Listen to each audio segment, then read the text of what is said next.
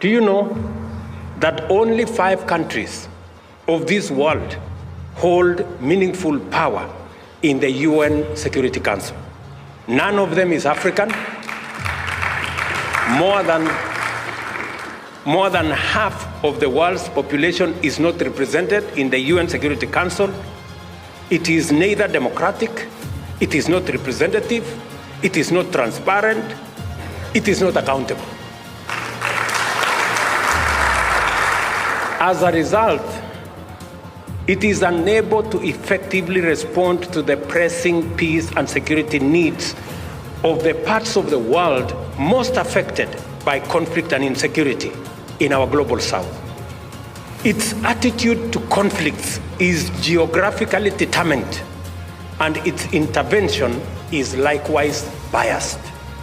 In 2023, it should not be possible for the foremost institution of global governance to remain so egregiously exclusive and non-representative and claim to stand for any meaningful human norm.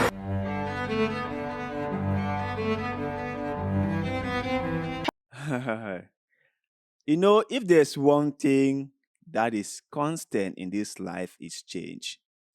I tell people about that all the time. That do not worry, change will come. And change might be for the best or for the worst. Either way, change will come. Because that's one thing that is constant. Now, we are beginning to have leaders in Africa who are saying things the way they are, who are not mincing words when they want to say something, who have realized that it's high time somebody said something. Africa or Africans, especially the leaders, have always been so scared to say their mind, have always been so worried about the repercussions that might befall them if they said what they were actually thinking. They have been so concerned about holding on to power, about maintaining their power and authority, rather than fighting for their nations and their people, which has been a terrible idea, which has led to sufferings and hunger and starvation in their home countries, which has led to the Westerners, aka the French, taking away almost everything from West and Central Africa, which has led to the French company, Bollier, taking over most of the ports in Central and West Africa, which has led to them handing over almost all their foreign exchange or all their foreign reserves to the French, and they have nothing for themselves, which has rendered them unable to build their economic the way they want, to grow the economy the way they want, because their currency is pegged to what? Euro. It's really a shame. It's really a shame.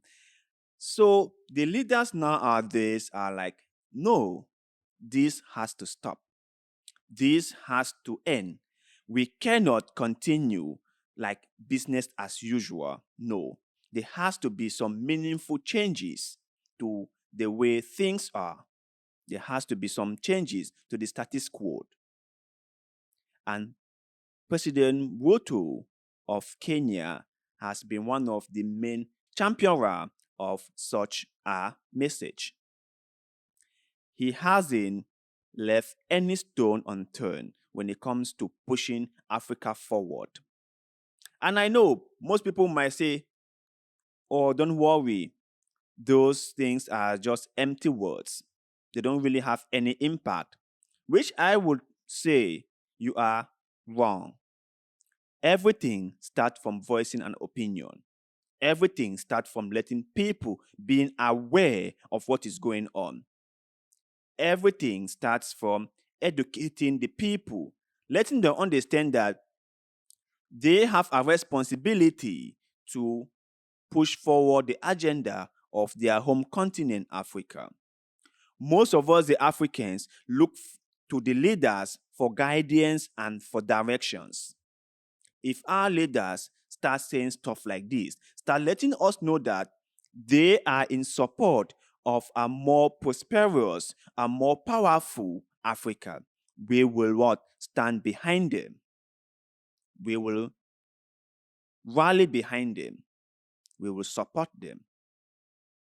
There are a lot of Pan-Africanists out there who also believe that Africa has not been treated fairly, that Africa has been taken for granted, and that our leaders have been one of the major reasons why Africa is the way it is. And if we have a leader like President William Ruto, who is now saying that things must change, it cannot keep going on like this.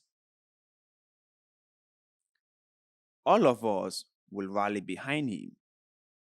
All of us will re-echo what he said, and will spread the message further and further.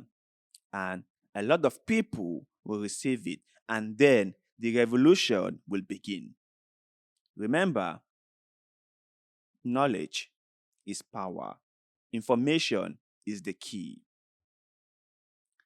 So I am so happy that President Ruto of Kenya has decided to champion this cause.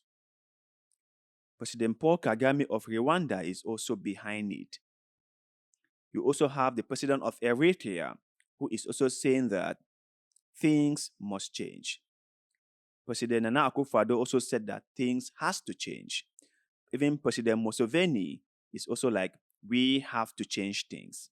So you can see that there are a lot of African leaders who are now progressive, who are now saying that, no, maybe the West have always gotten things their way for the last 40, 50, 60 years. But things have to change. Things must change.